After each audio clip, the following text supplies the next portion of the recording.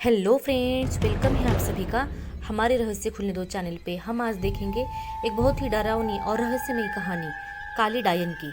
बहुत पुरानी बात है, तब पानी का ज़्यादा साधन नहीं हुआ करता था। लोग कुएं, बावड़ी, तालाब आदि से पानी पिया करते थे। तो ये कहानी भी एक तालाब की है, जो कि उस काली डायन के जादू से अमृत से जहर बन गया था। ये डायन कैसे बनी, कैसे इस तालाब का पानी विष बन गया, मैं ये कहानी आपको बताती हूँ। एक गांव में एक औरत का कोई बच्चा नहीं था। वो औरत गांव के मुखिया की पत्नी थी। उसका शादी को काफी समय हो गया था। सब लोग उसे बांझ कहा करते थे। सारे गांव वाले उसका मुंह भी नहीं देखना कहते थे कि इसका मुंह देख लिया तो पूरा दिन बेकार चला जाएगा। पर मुखिया की पत्नी थी, इसलिए लोग थोड़ी बहुत बातचीत कर लिया करते थे। एक दिन गांव में एक फकीर बाबा भिक्षा मांगते हुए आ पहुंचता है। तो वो बातों ही बातों में उसका हाथ देखने लग जाता है और कहता है, आपको बच्चा नहीं है ना? वो बोली, आपको कैसे पता चला? वो बोला, हम हस्तरेखा में निपुण हैं और हाथ देखकर ये बता सकते हैं कि क्या होने वाला है, क्या होगा। वो बोली, अच्छा तो ये बताओ कि मेरा बच्चा कब होगा? तो उसने कहा, आपको भगवान ने बच्चा तो नहीं दिया है, पर मैं एक रास्ता बताता हूँ, वो सुनो। अमावस्या की रात को किसी एक ऐसे लड़के की बलि पीपल के पेड़ के नीचे दो, जो अपनी माँ बाप का इकलौता पुत्र हो, और उसके खून से अपने बाल धोना। फिर कहना, ए प्यासी आत्माओं, ये बलि मेरी तरफ से स्वीकार करो और मुझे एक पुत्र दे दो। एक लोटे में उस कुएं का पानी भरकर उसमें उसके शरीर की 2 बूंद मिलाकर खुद पी लेना, और उस लड़के के सिर के बाल अपनी साड़ी की गांठ में बंधे रखना, तो तुम्हें अवश्य एक पुत्र पैदा होगा। बस इतना कहकर वो वहां से भिक्षा लेकर चला गया। उस दिन से ठीक 3 दिन बाद अमावस्या थी। उस औरत ने वही किया जो उस बाबा ने उसे बताया था। उसने अपनी देवरानी के लड़के की बलि दे दी और खून की 2 बूंदें पानी में मिलाकर खुद पी ली, और उस सिर के कुछ बाल काटकर अपनी गांठ में बांध लिया और बिना पीछे मुड़े अपने घर आ गई। सुबह गांव वालों को पता चला कि मुखिया के भाई के बेटे को किसी ने मार के वहां फेंक रखा है। जब ये बात मुखिया और उसके भाई ने सुनी तो वो नंगे पैर दौड़ पड़े। धीरे धीरे सारा गांव इकट्ठा हो गया। उस लड़के की माँ का रो रो बुरा हाल हो रहा था। तब किसी व्यक्ति ने हिम्मत जुटाकर उस सिर को धड़ से जोड़ा और उसे नदी में बहाने की सलाह दी। वैसे ही किया लोगों ने, उस लाश को पानी में बहा दिया। सब लोग यही कह रहे थे, किसने किया, ये सब कैसे हुआ? सब लोगों के लिए ये चिंता का विषय बन गई थी। जब मुखिया घर पर पहुंचा तो क्या देखता है कि उसकी पत्नी तो पकवान बना रही थी। वो बड़ी खुश नजर आ रही थी। मुखिया ने क्रोध में कहा, क्या तुम्हें इस बात का बिल्कुल भी दुख नहीं है कि हमारे भाई का बेटा मर गया है? वो पहले ऐसी नजरों से देखी कि जैसे कि उसे मार ही डालेगी। फिर कहने लगी, लड़का उसका मरा है, मेरा नहीं, मैं क्यों शोक मनाऊं? और हंसने लगी और कहने लगी, तुम पागल हो, तुम्हें तो खुश होना चाहिए कि अब तुम्हारा भी एक पुत्र आने वाला है, और ये जानकर और खुशी होगी कि वो इस जायदाद का अकेला वारिस होगा। हा हा हा हा। वह फिर ऐसे हंसी, ये देखकर मुखिया से रहा नहीं गया और उसे जान से मारने के लिए तलवार उठाने चला गया। वो अंदर तलवार ढूंढ रहा था, पर तलवार नहीं मिली। जब वो पत्नी के बेड के पास पहुंचा तो क्या दिखता है कि सारे कपड़े खून से लथपथ है और तलवार भी वहीं पड़ी है और उस पर खून लगा है। वो ये सब देखते ही समझ गया कि ये सब इसने पुत्र प्राप्ति के लिए बलि दी है। उसने उसे मारने का विचार बनाया कि अभी मैं इसको मार दूंगा तो सब लोग मुझे गलत समझेंगे, और वो वहां से चला गया। उस दिन से गांव में ऐसी घटना होने लगी। किसी की भैंस मर गई, किसी ने उसे मार डाला और उसके शरीर के अंग इधर उधर फैले पड़े, जैसे कि किसी ने उसे नोच नोच कर खाया हो।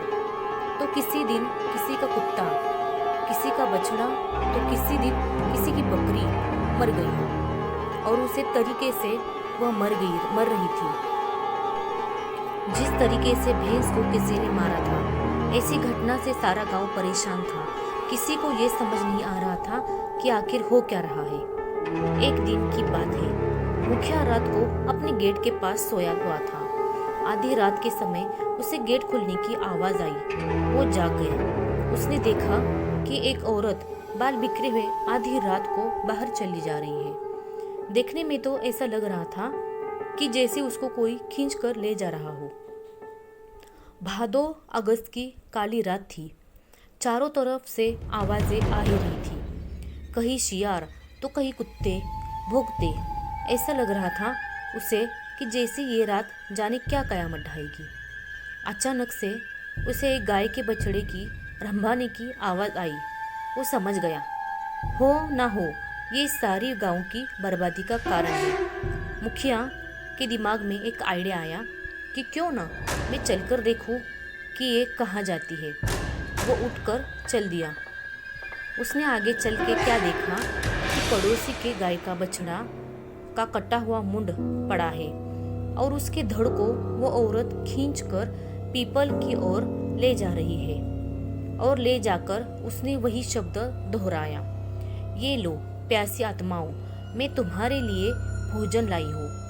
मुखिया ये सब नीम के पेड़ से छिपकर देख रहा था।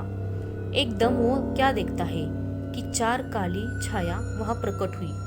देखते ही देखते वो ऐसे भयानक शरीर में बदल गई कि उसे देखकर उसके शरीर के रोई खड़े हो गए। उनके ये बड़े बड़े दांत, लाल लाल आंखें, शरीर पूरा जला हुआ, बड़े बड़े से नाखून, आंखें तो ऐसी चमक रही थी कि बार बार बदलने वाली लाइट जल रही हो। इतना भयानक दृश्य उसने अपनी जिंदगी में कभी नहीं देखा था। वो क्या देखता है कि वो चारों भूत और उसकी पत्नी उस लाश को खाने लगी, दोनों हाथों से लपालप, जैसे कि कोई भूखा व्यक्ति खाने पर टूट पड़ता है। ये सब देखकर मुखिया के पैर के नीचे की जमीन खिसक गई कि उसकी पत्नी एक डायन है। जब उन्होंने सारे मांस को नोच नोच कर खा डाला, तब उसने एक भूतों की एक बात सुनी और कहा कि बस 3 दिन बाद फिर अमावस्या है और हमारी शक्ति उस दिन बढ़ जाएगी। तब हम तुम्हें पूरी शक्ति सौंप देंगे और तुम अपनी मर्जी से कुछ भी कर सकती हो। तुम गाँव वालों को अपनी उंगली पर नचा सकती हो। उसने ये सब सुनकर सारे गाँव वालों को चोरी चोरी से जागा करके कहा, देखो मैं तुम्हें बताता हूँ कि तुम्हारी बर्बादी एक डायन की वजह से हुई है। और सबसे कहा कि अपनी अपनी लाठी उठाओ और चलो मेरे साथ। आज हम उस डायन का अंत सब मिलकर करेंगे। और सब भागते हुए उस पीपल की ओर चल दिए। सारे गांव को अपनी तरफ आते देख सारे भूत तो गायब हो गए, पर वो डायन खड़ी रही। मुखिया की पत्नी को इस हालत में देखकर सारे गांव वालों के तो होश उड़ गए और वो रुक गए। मुखिया ने कहा, खड़े क्यों रहे? ये तुम्हारी मालकिन नहीं, ये डायन है, डायन। और ये बोलते हुए सब उसे लाठियों से मारने लगे। वो अपनी जान बचाकर भागी और भागते हुए उस कुएं में जा गिरी। उसकी साड़ी ऊपर अटक गई और वो चिल्लाने लगी, बचाओ बचाओ। सारे गांव ने कहा, इसे सजा अपने आप मिलेगी, लटकी रहने दो इसे। वो चिल्लाती रही। सारे लोग उसका ये तमाशा देख रहे थे। वो चीखती रही, चिल्लाती रही, मुझे ऊपर निकालो, मुझे पानी पिलाओ, पर किसी ने उसकी सहायता नहीं की।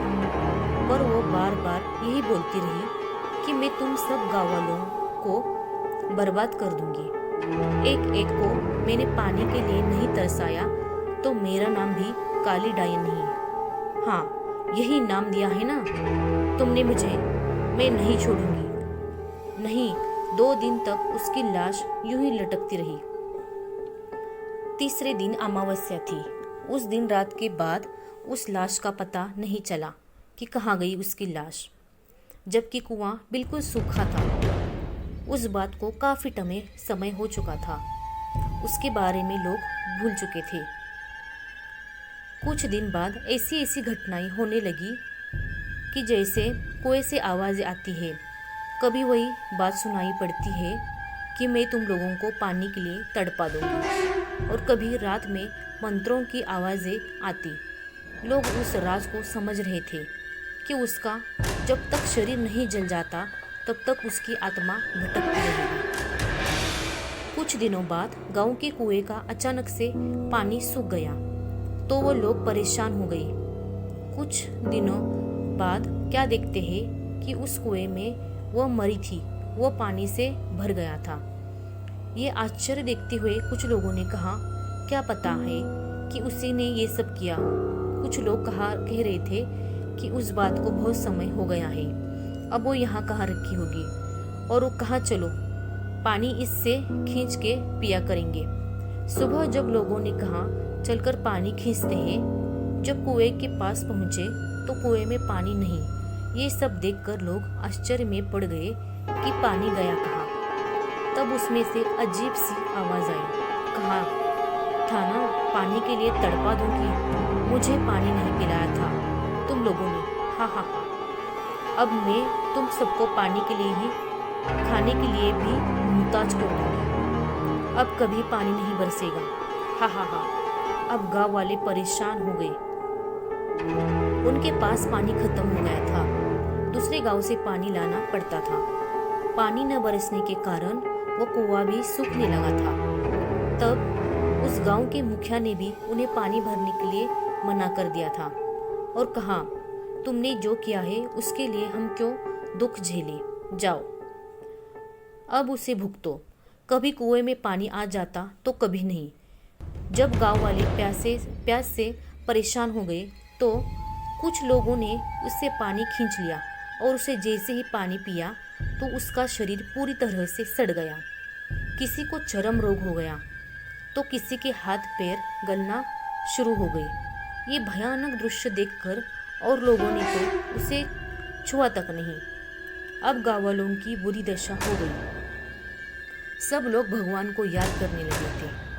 भगवान ये सब किस जन्म के पापों की सजा दे रहा है? बस चारों तरफ हाहाकार मच गया था। उस दिन से गांव में तो जैसे मातम सा छा गया। दूसरे दिन सुबह में उस गांव से एक बाबा आता हुआ नजर आया। सफेद वस्त्र, माथे पे तिलक, हाथ में कमंडल, एक हाथ में माला, बस राम का नाम लेते हुए चले आ रहा था। सब गाँव वालों ने उसे बाबा से आते देख सब लोग उनके चरणों में गिर पड़े और कहने लगे, बाबा हमें इस संकट से बचा लो। बाबा ने कहा, क्या बात है, आप सारे गांव वाले इतने परेशान क्यों हो? तब बाबा को मुखिया ने सारी बात बताई। तब बाबा ने कहा कि मैं तुम्हारी इस काम में अवश्य मदद करूंगा, और कहा मैं कल अपने शिष्य वेदांत को लेकर आऊंगा, क्योंकि इस काम के लिए मुझे एक सद्भाव और ईश्वर पर विश्वास करने वाले व्यक्ति की जरूरत है, और वो बुद्धि में निपुण है। आप लोग धैर्य रखिए, मैं अवश्य वापस आऊंगा। ये कहकर बाबा वहां से चले गए। दूसरे दिन सूर्य उदय होने से पहले वो अपने शिष्य वेदांत के साथ उस गांव में पहुंच गए। सब लोगों ने बाबा को प्रणाम किया। बाबा ने कहा कि कुछ लोग जाकर पूजा का सामान लेकर आओ, मैं यहाँ पर हवन करूँगा। और अपने शिष्य से कहा कि तुम इस कुएं में अंदर जाकर उस डायन का अंत करोगे। और अमीन, तुम्हें कुछ ध्यान में रखने वाली बातें बताता हूँ कि इस कुएं में उतरने से पहले तुम्हें सच्चे मन से भगवान का स्मरण करके बिना मुंह में पानी जाए हुए नीचे पहुँचना पड़ेगा, और तुम्हें इस कुएं की गहराई यानी के पाताल तक पहुंचना पड़ेगा। ध्यान रहे, ये काम सूरज डूबने से पहले खत्म करना पड़ेगा, क्योंकि दिन के डूबते ही बुरी आत्माओं की शक्ति बढ़ जाती है। ध्यान रहे कि सबसे पहले डायन के बाल काटने हैं, जिससे वो कमज़ोर पड़ जाएगी। जब वो पूरी तरह से कमज़ोर पड़ जाए तब भगवान का नाम लेकर ये खंजर जो मैं तेरे को दे रहा हूँ, इससे उसको मार देना और उसके शरीर को जला देना, और मैं यहाँ यज्ञ करके तुम्हारी मदद करूँगा। उनका शिष्य वेदांत तो समझ गया, पर कुछ गाँव वालों ने पूछा, बाबा इस कुएं में पानी में कैसे उसकी लाश को जलाओगे? तब बाबा ने बताया कि वो पाताल लोक में अपने घरों की तरह रह रही है, वहाँ भी आत्माओं और भूत प्रेतों के घर हुआ करते हैं। तब गाँव वालों को समझ में आया। बाबा ने अपने शिष्य से कहा कि अब देर मत करो, तुम जल्दी आओ।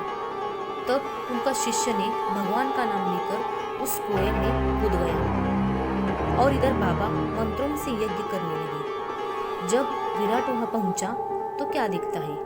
काफी बड़ा खंडर है और कहीं से मंत्रों की आवाजें आ रही है। तो वो वहां जाकर क्या दिखता है कि एक बाल बिखरे हुए एक औरत आहुति आग में दिए जा रही है। जैसे वो उसके पास पहुंचा तो उसे पता चला गया और वो पीछे मुड़कर देख के बोली, कौन हो तुम और यहाँ क्यों आए हो? वो बोला, मैं वेदांत हूँ और गाँव वालों की तरफ से मैं तुम्हें यहाँ मारने के लिए आया हूँ। वो हंसी, हा हा हा हा, तुम मारोगे मुझे? साधारण मनुष्य, गाँव वालों ने तुझे भेजा और तू मरने चला आया?